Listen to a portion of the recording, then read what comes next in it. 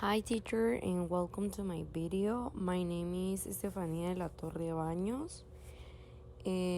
Today I'm going to talk about the Cold War. The first thing that is very important about the Cold War is the date. This war lasted from 1945 to 1991. So first we have what was the Cold War. We really need to understand what this event was. Well, first of all, it was an historic event, and the Cold War was the open yet restricted rivalry that developed after World War II between the United States and the Soviet Union and their respective allies. The Cold War was waged on political, economic, and propaganda fronts and had only limited recourse of weapons. So, next we have what the term Cold War means. So, we need to really understand the term to understand the specific historic event. So, the definition of a Cold War is a state of conflict between nations that does not involve direct military action but is pursued primarily through economic and political actions, propaganda acts of espionage, or proxy wars waged by surrogates. This term is most commonly used to refer to the Soviet-American Cold War, as we said before. So we can see here in the picture like a little graphic representation of what can we define as a Cold War. And as you can see like the militaries, and they have like bombs, big atomic bombs, but they are just throwing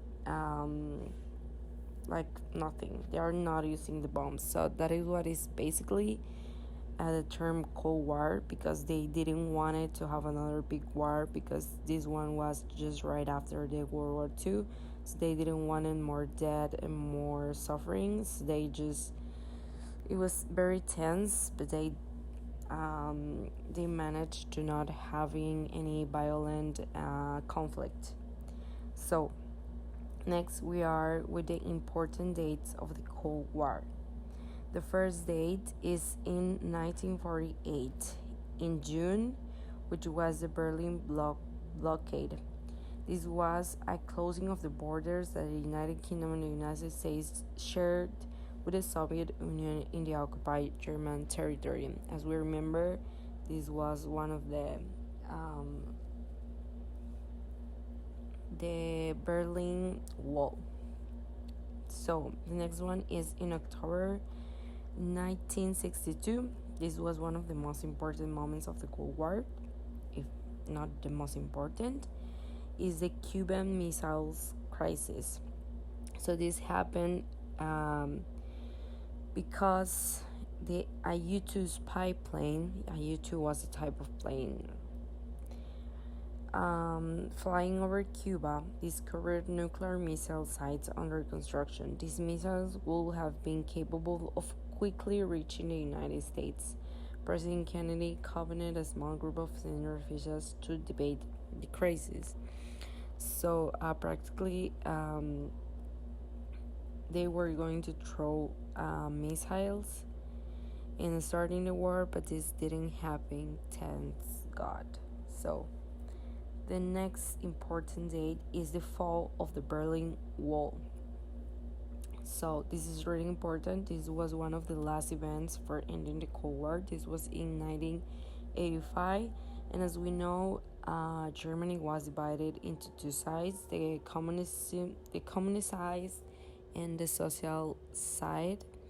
So this was divided by a wall, and practically anyone can cross that wall. But after 1989, the wall was fallen and Germany was united again. So the next date is in 1968. This is a non-proliferation treaty. This was very important because was about the nuclear weapons, commonly known as the non-proliferation NPT.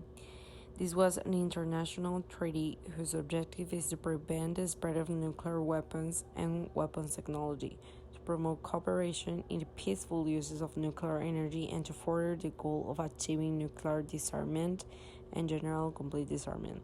So, like I said before, World War II passed before this, and there was a lot of damage, deaths, and we know all about World War II.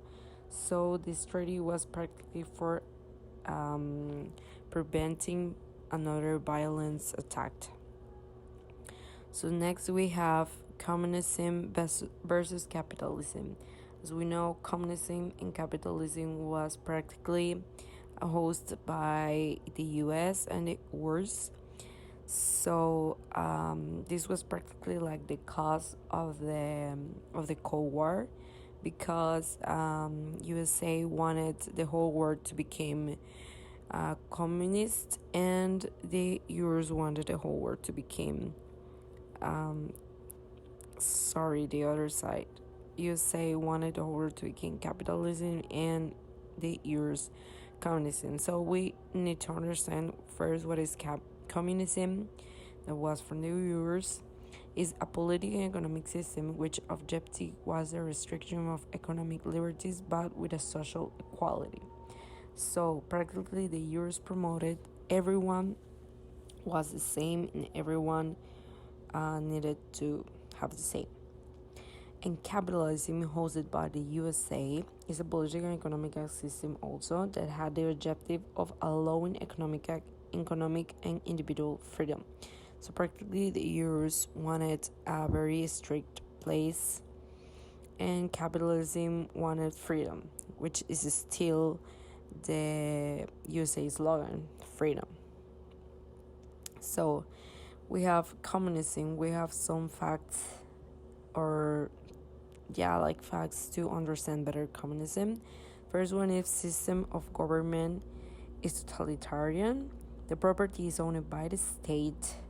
No free enterprise is allowed, well distributed equally. Education and healthcare provided by the state. Press controlled and owned by the state. Class of society, all members of society are considered to be equal. And this one is focused on the progress of the community as a whole. So I think it's very clear with that.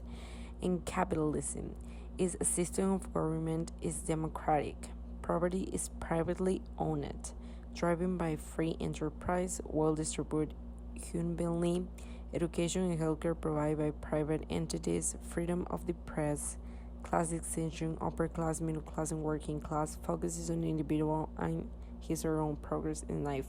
As you can see, clearly we can see here that they are both literally opposed. They are totally different.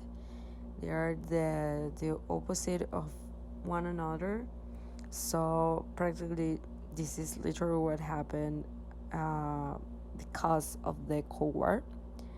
So I made a little interview to my dad, who is 58 years old. And well, the first question was he lived during this period when he was a kid, and he basically told me that the television recorded that. It was a very tense moment, but practically he said that it didn't happen anything because all people was scared to came back to another war, because everyone was so devastated from the other war. And practically all people know what was happening between USA and the URSS. And this is like a little summary of the interview for not making this video longer. And well, last but not least, my personal opinion about the Cold War.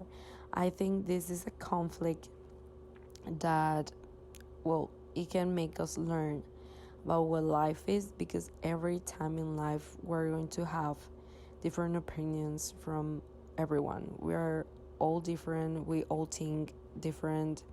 So we'll have to learn to respect everyone's opinion. And this war could have been avoided if United States respected the URSS opinion and the US respected the United States opinion, but they just wanted the power, like everything that happens with war.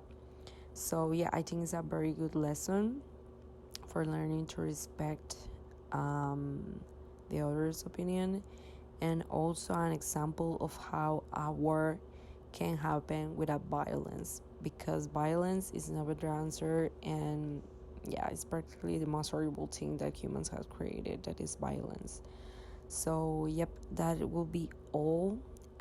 Thank you for watching this video. I hope you learn a lot about Cold War, which I think is a very interesting topic.